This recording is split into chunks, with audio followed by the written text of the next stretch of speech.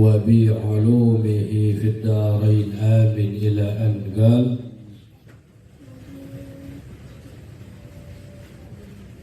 jadi masih sunnah-sunnah yang dilakukan sebelum sholat. Iya, sebelum azan. Al-ityan bil ad'iyatil ma'thurah. Iya. Terakhir itu. Halaman 106.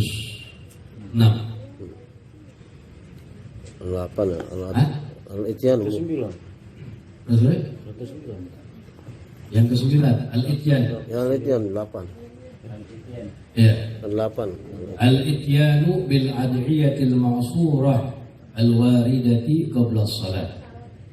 Di antara sunnah yang dilakukan sebelum mengerjakan salat, al-ityanu mendatangkan bil ad'iyatil ma'thurati dengan doa-doa al-ma'thurah al-waridah yang masyru'ah, al-ma'thurah yang masyru'ah yang disyariatkan, al-waridah yang datang qabla salati sebelum salat. Seperti apa? Kadu'ail fajri, seperti doa fajar. Al-warid yang datang dari Nabi qabla salatil fajri, sebelum mengerjakan salat subuh. Jadi ada doa-doa yang warid dari Nabi yang dibaca sebelum mengerjakan salat. Di antaranya doaul fajar, doa fajar. Nah, biasa kan dibaca. Ya, kalau misalnya kita nggak sempat membacanya sebelum subuh, ya baca kapan aja, paginya kita baca apa. Allahumma inni as'aluka rahmatan min 'indika tahdi biha qalbi wa tajma'u biha syamli, seterusnya ila akhir doa, sampai akhir doa. Dalam kitab-kitab wirid itu maksud tertulis doa fajar ya, dibaca sebelum mengerjakan sholat subuh. Misalnya pada suatu saat nggak sempat baca, ya udah kita baca setelah subuhnya nggak apa-apa. Nah, lebih-lebih nanti in hadir datang kepada kita syahrul Ramadan, bulan Ramadan. Sempatan baca tuh bulan Ramadan habis sahur tuh ya. Ini habis sahur baca. Al-ityan bidu'ail khuruj ila shalah. Kemudian al-ityan mendatangkan bidu'ail khuruj, dengan doa keluar ila shalah, menuju salat. Bahwa doanya berbunyi Allahumma inni as'aluka bihaqqi sa'ilina 'alaik. Allahumma ya Allah, inni as'aluka, sesungguhnya aku memohon kepadamu bihaqqi sa'ilin 'alaik, berkat keberkahan orang-orang yang berjalan menuju kepada Engkau. Wa bihaqqi ragibina 'alaik wa bihaqqi ragibina ilaik, dan bihaqqi keberkahan ar-ragibin, orang-orang yang berkeinginan menuju ilaika, kepada Engkau. Ar-ragib itu berkeinginan. Wa bihaqqi mamsyaya hadza ilaik, dan wa bihaqqi, berkat keberkahan, bihaq mamsyaya, jalannya aku, hadza ini, ilaik, menuju kepada Engkau. Fa inni lam akhruj asyarra wala basara, sesungguhnya aku enggak keluar dari rumah menuju salat asyarra, hal-hal yang buruk, wala batara, untuk kesombongan, wala riya, juga bukan buat riya, wala sum'ah, juga bukan buat sum'ah, pengen dikenal, pengen didengar sama orang.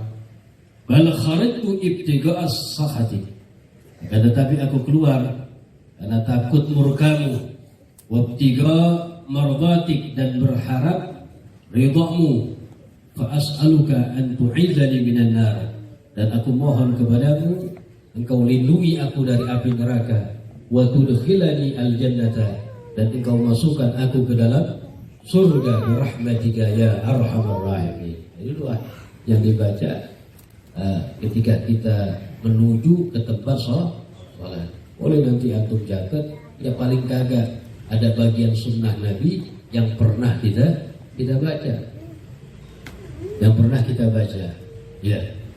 Jadi jangan agak sama sekali. Ini kayaknya susah nih, panjang segala macam.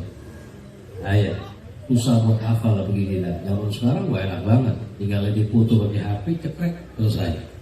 Dibuka bisa baca. Tergantung keinginan kita masing-masing begitu. Harus bil takalluf dipaksa. Kemudian sunnah juga al-qiyam ila salati, berdiri kepada salat ba'dal intiha, setelah selesai minal iqamati, dari iqamah, qomat. Jadi kapan kita berdiri untuk berbaris membuat shaf di dalam salat? Setelah selesai iqamah. Jadi bukan pas masih qomat kita berdiri, selesai iqamah, qad qamatis shalah, qad qamatis shalah, Allahu akbar, la ilaha illallah, baru berdiri di sini. Lalu, kenapa enggak berdiri sebelum selesai qomat biar dapat shaf yang pertama, kan begitu? Nah, ulama ada yang menjawab, iya, karena pada saat itu ente masyghul, disibukkan untuk menjawab qomat. Sehingga jadi anjurkan untuk menyibukkan hal yang lain kayak berdiri. Itu kan hal yang sibuk namanya. Dikhususkan untuk kita menyimak daripada iqamah, menjawab daripada iqamah. Karena jawaban iqamah sama kayak azan. Berbeda kalau kalimat qad qamatis shalah, aqama Allah wa adamaha ma damatis samawati wal ardu. Itu jawaban daripada qad qamatis shalah. Selainnya sama kayak azan, Allahu akbar, ikutin. Sunnah juga menjawab iqamah. Waqila, ada pendapat ma'a qaulihi, bersamaan ucapan qad qamatis shalah. Nah, ketika orang yang qomat menyebut qad qamatis shalah, qad qamatis, berdiri.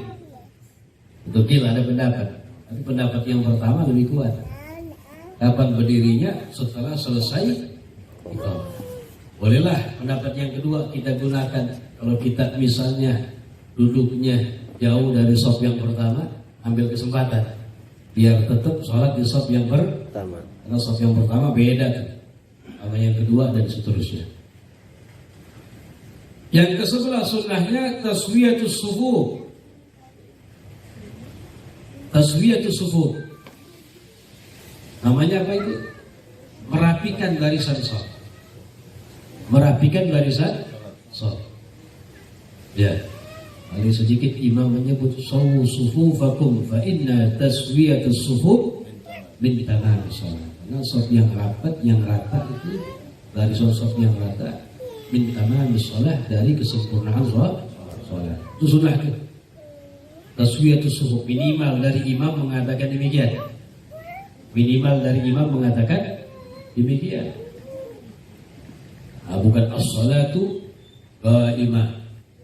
Kalau salat yang 5 waktu nggak begitu.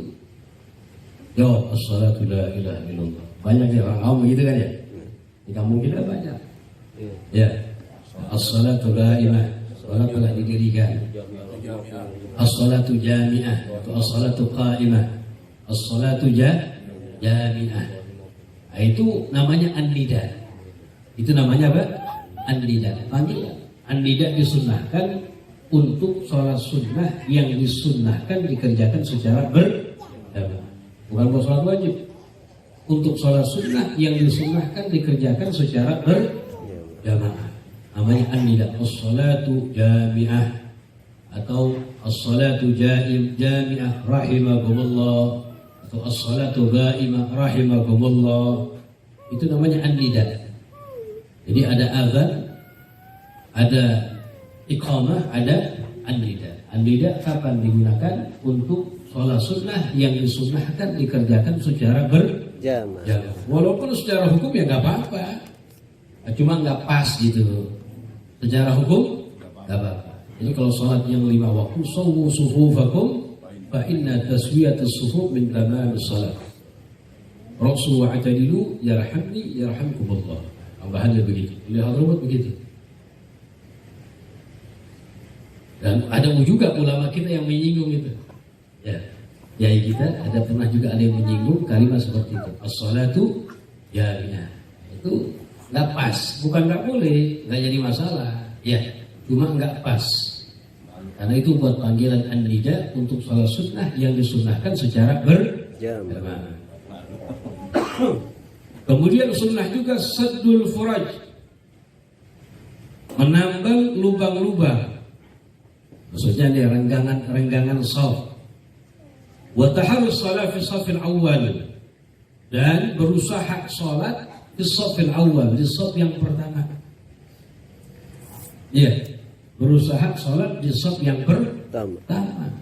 Jangan kita ridha. Kadang-kadang kita sudah berada di masjid, cuma maju ke depan males. Bahkan yukthir, lebih mementingkan orang biar maju ke depan, mendorong-dorongan. Lu aja maju dah, ayo fadhal, lu di belakang. Dia jadi, ini isar yang salah kaprah. Isar itu lebih mendahulukan orang lain, itu matlub, diminta, wa mandub, dan disunnahkan. Ini fi umuri dunia, dalam urusan dunia. Tapi kalau misal dalam urusan akhirat, fastabiqul khairat, berlomba-lomba dalam kebaikan. Kalau urusan makan, inti isar mendahulukan aman itu bagus. Urusan dunia, inti mendahulukan sahib itu tapi dalam urusan kayak ibadah seperti itu, berlomba-lomba dalam kebaikan. Shaf yang pertama lebih afdal dari shaf yang kedua. Bahkan hukumnya makruh, yuqaddimu ghairahu, memajukan yang lain, dan wa huwa yarda fil akhir, dan dia rela merasa puas di shaf yang terakhir. Karena shaf, barisan shaf laki-laki yang paling afdal, yang paling depan. Bahkan dalam hadis Nabi SAW, beliau bersabda, innallaha wa malaikatahu yusalluna ala sufufil al-mutaqaddimah. Allah dan para malaikatnya berselawat kepada barisan shaf-shaf yang paling depan. Selawat Allah, rahmat yang Allah berikan, selawat malaikat kepada seorang hamba, istighfar untuk hamba tersebut. Itu luar biasa. Jadi ithar di sini diminta, dianjurkan kepada kita mementingkan, mendahulukan orang lain. Ithar, mendahulukan saudaranya yang muslim atas kepentingan dia, itu dalam urusan dunia, matlub, diminta. Bagaimana itu sifat mereka para sahabat Nabi Muhammad SAW, sampai sifat yang terpuji itu disebutkan oleh Allah dalam Al-Quran, wa yu'thiruna ala anfusihim walau kanu bihim khasasah. Wa yu'thiruna ala anfusihim, dan mereka lebih mementingkan orang lain atas diri mereka, padahal mereka orang-orang membutuhkan dalam urusan dunia. Di antaranya pernah diceritakan ada seorang sahabat dalam satu peperangan, pertempuran, banyak di antara mereka yang luka, perang Uhud, banyak di antara mereka yang luka. Ada seorang sahabat membawa air minum untuk diberikan mereka sahabat-sahabat yang sedang terkapar. Orang pertama mau dikasih minum, kemudian dia mendengar suara rintihan sahabatnya yang di sampingnya. Maka dia bilang, ya kasih dia dulu, kasih fulan, wajib bini lebih butuh dari saya. Akhirnya yang mau ngasih air berpaling ke sahabat yang lain. Pas mau dikasih minum, dengar rintihan sahabat yang lain, dahulukan dia dulu. Sampai muter balik ke orang yang pertama.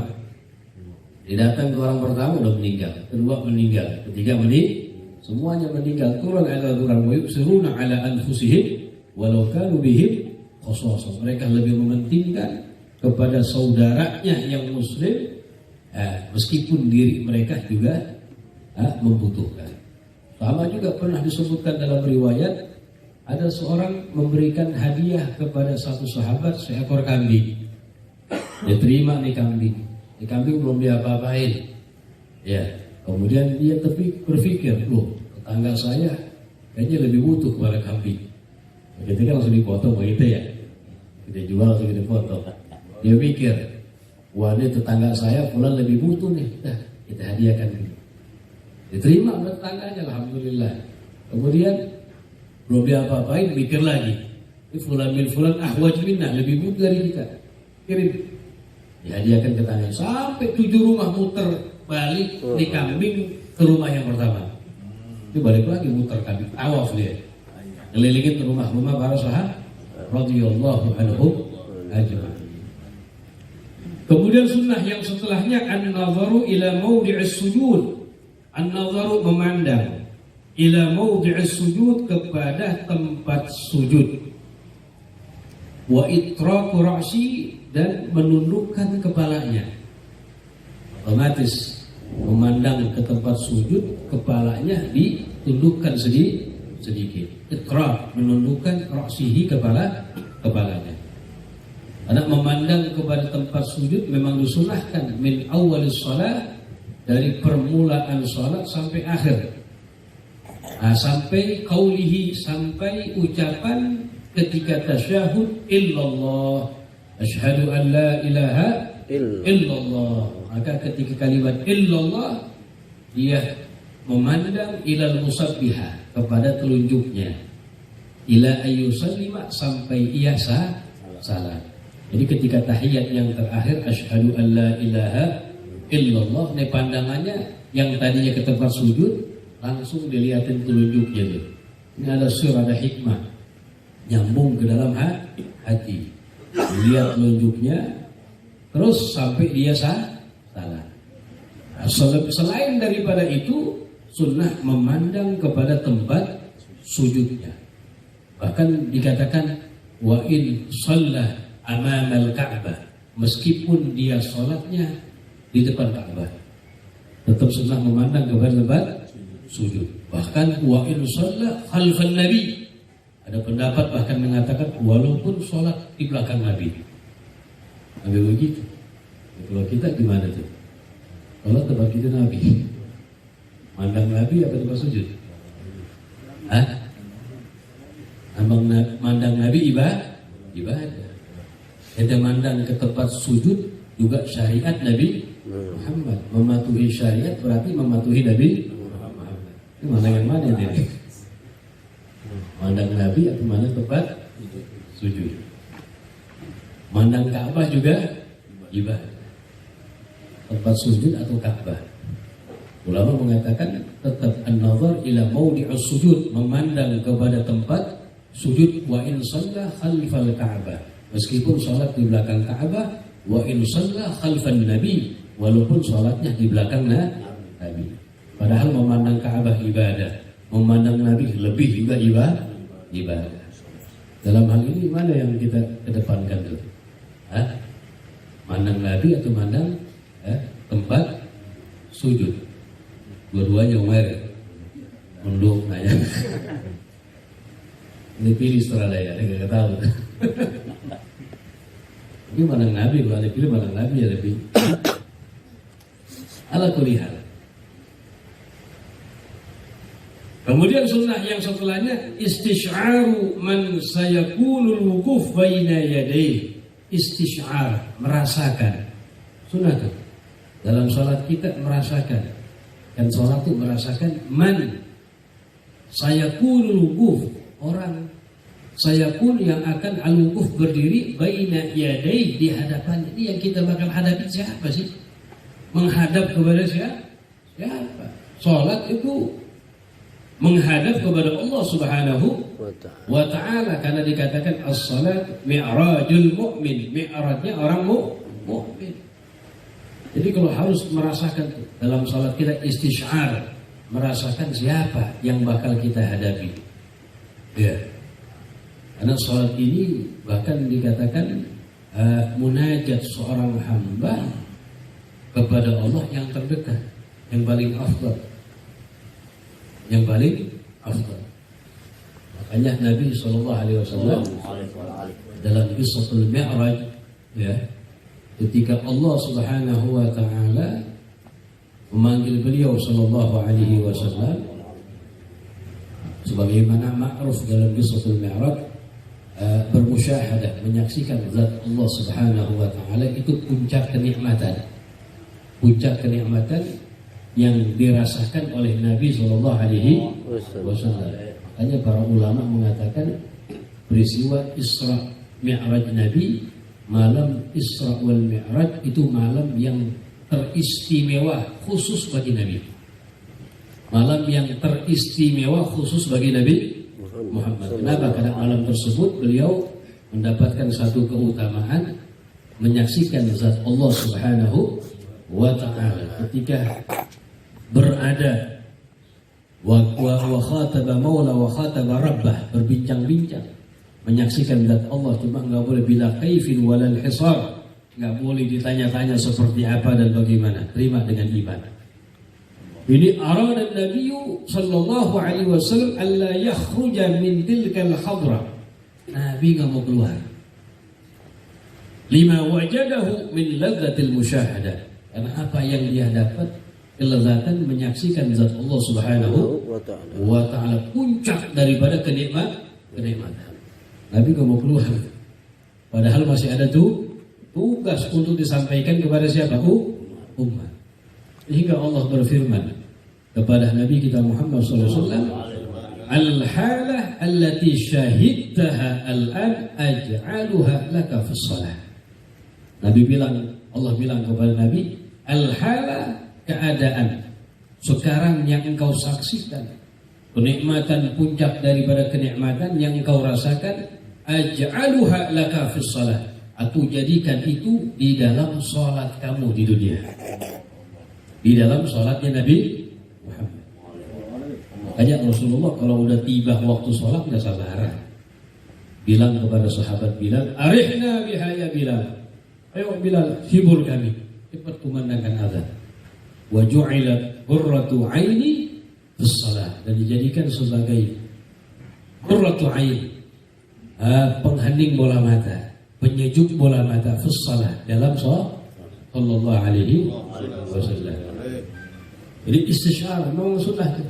Kita mau masuk dalam sholat harus kita merasakan kepada siapa kita akan berhadap, kepada zat Allah Subhanahu wa ta'ala. Kemudian di antara sunnah ayyakula, ia berucap, Allahumma atini afdala ma tu'ti ibadaka salihin. Allahumma atini, ya Allah berikanlah kepadaku afdala, sesuatu yang lebih afdala, yang lebih utama, ma tu'ti, apa-apa yang engkau berikan, ibadaka salihin, kepada hamba-hambamu yang saleh. Ya Allah berikan kepadaku yang paling utama, apa-apa yang engkau berikan kepada hamba-hambamu yang saleh. Ini kan hebat, luar biasa. Inilah Habib Idrus bin Muhammad al-Habsyi, seorang ulama di Hadramut. Beliau ketika kalimat qad qamatis shalah, apa? Qad qamati shalah, dia baca tuh agamallah wa adamaha ma damatis samawati wal ard waj'alni min salihat ahli, Allahumma a'tini afdala ma tu'ti ibadaka salihin. Doa yang dibaca sama Habib Idrus bin Muhammad al-Habsyi, seorang ulama besar di Hadramut. Nah, dia membacanya ketika iqamah, kalimat qad qamati shalah, Allahumma atini afdhala ma tu'ti ibadakas salihin. Bolehlah kita baca ini antara bainal adzan wal iqamah. Kemudian di antaranya qira'atus surah An-Nas. Nah, sebelum salat, sebelum masuk ke dalam salat, membaca surah An-Nas. Wa ta'awudz min hamazati syayatin, wa ta'awudz, dan berlindung dari bisikan-bisikan syaitan. A'udzu billahi minasyaitonir rajim. Bismillahirrahmanirrahim. Rabbi a'udzu bika min hamazati syayatin wa a'udzu bika rabbi ayyahdurun. Itu sirat yang paling afdal dalam ta'awudz, memohon perlindungan kepada Allah Subhanahu wa ta'ala. Paling ringkas ya a'udzu billahi minasyaitonir rajim. Yang sempurnanya lagi, a'udzu billahi minasyaitonir rajim. Bismillahirrahmanirrahim. Rabbi a'udzu bika min hamazati syayatin wa a'udzu bika rabbi ayyahdurun. Yang ke-17 sunnahnya at-tafriqah. Jadi sebelum salat tuh baca tuh ya, baca An-Nas, baca minimal baca An-Nas dan ta'awudz, a'udzu billahi minasyaitonir, karena syaitan ini bakal mengganggu kita. Maka Nabi sudah mengajarkan dalam hadis yang disebutkan dalam kitab Riyadhus Shalihin Imam Nawawi, di antaranya apa tuh? Untuk mengusir syaitan, ya baca ta'awudz, a'udzubillahi minasyaitonir rajim. At-tafriqatu, memisah, baina gadamaihi, antara kedua kakinya, bigadri shibrin, dengan seukuran satu jengkal, lidzakari, untuk laki-laki. Jadi kaki yang kanan sama kaki yang kiri itu di tafriq, dikasih jarak. Tafriqah itu dipisahkan dengan seukuran berapa? Yang panjang-panjang. Ini orang 1 meter kepanjangan, jadi 1 meter. Ya, dengan seukuran satu jengkal. Lidzakar, bagi laki-laki. Wa ghairuhu, selain laki-laki, berarti apa? Perempuan. Selain laki-laki, perempuan, dan khunta muskil. Khunta muskil, orang yang terlahir memiliki 2 alat kelamin, dua-duanya hidup. Punya lakinya hidup, punya perempuannya hidup. Belum diputusin sama hakim apakah dia laki atau perempuan. Kalau yang kayak begini masih khunta muskil namanya. Ya banci, bukan banci jadi-jadian, bukan. Alhamdulillah. Kalau banci yang sekarang banyak kan jadi-jadian. Aslinya laki berubah jadi perempuan. Yang perempuan berubah jadi itu mal'un, dilaknat oleh Allah. Bagaimana sabda baginda Nabi kita Muhammad SAW, la'anallah al-mukhannisina minar rijal wal mukhannisati minan nisa. Allah melaknat orang laki-laki yang berubah jadi perempuan, perempuan berubah jadi laki. Nah, kalau begitu adanya gimana? Harus dia bertobat kembali kepada fitrahnya. Caranya gimana? Dia berusaha. Karena ujian yang sangat berat. Jangan pasrah dengan keadaannya yang melanggar seperti itu. Harus dia memaksakan dirinya berusaha, dan orang-orang sekitarnya membantunya, mendukungnya. Ayo berubah, ente laki, ngapain jadi begini sih? Toyo banget dia. Nah, makanya jauh-jauh hari Nabi udah bilang, anak kita kalau masih kecil, laki-laki buka boneka, jangan. Ya, tarik tuh boneka tuh, ajak berenang, ya naik kuda segala macam. Kalau misalnya toynya kelebihan, sebaliknya perempuan kalau berlebihan cowboy juga gak bagus. Ya, seperti itu. Jadi kalau perempuan wa ghairuhu, selain laki-laki, perempuan dan khunsa muskil, apa? Yadhummuhuma, dirapatkan keduanya. Wamma yadhummu, rapatkan. Li'annahu, dikatakan astar lahunna, lebih menutupi bagi perempuan. Yang ke-18, sunnahnya as-siwak, bersiwak tuh, mau sholat siwak. Kadang-kadang memang kita susah juga ya, siwak kadang-kadang belum punya atau udah punya ketinggalan mulu, betul? Kalau gudang garam sih udah ketinggalan. Siwak ketinggalan mulu. Nah, kadang-kadang kita lupa bawa siwak, atau ketinggalan atau belum beli. Paling kagak tetap bersiwak. Ente pakai ujung baju ente nggak apa-apa, tetap mendapatkan aslu sunnah, pahala asal sunnah. Karena definisi siwak apa sih? Dalkul asnan wa ma hawalaiha bikulli syai'in khasin, menggosok gigi dan sekitarnya dengan segala yang kasar. Bikulli syai'in khasin, dengan segala sesuatu yang kasar. Apa aja yang kasar nggak apa-apa. Ya baju, selampe. Ente niatin bersiwak, sambil nunggu beli siwak atau punya siwak. Kayak begitu. Jadi jangan ditinggalkan sama sekali. Jorok pakai baju, di baju ente. Kalau pinjam yang sampingnya baru pinjam. Di baju ente nggak apa-apa. Ya. Ini fadilnya siwak luar biasa. Nabi bersabda, rak'atani bisiwak khairun min 70 rak'atan bi ghairi siwak. 2 rakaat dengan bersiwak lebih utama dari 70 rakaat tanpa bersiwak. Dalam hadis yang lain Nabi mengatakan, laula an asyqa ala ummati la amartuhum bisiwak inda kulli shalah. Kalau seandainya aku enggak memberatkan kepada umatku, maka benar-benar akan aku perintahkan mereka untuk bersiwak setiap mengerjakan sholat. Jadi siwak ada niatan tuh ya.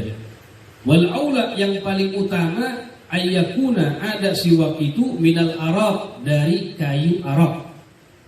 Nah, kayu arab itu kayu siwak yang ma'ruf tuh. Ya. Itu yang paling afdal. Al munaddah bil ma yang dibasahi dengan air. Siwak yang dibasahi dengan biar lembut, jangan kering siwaknya, busi itu berdarah ntar. Jadi lembutin pakai air. Al munaddah yang diairkan bilma dengan air. Wa yataharra fihi baqiyata sunanihi, wa yataharra dan ia berusaha fihi di dalamnya baqiyata sunanihi sisa sunnah-sunnah yang lainnya.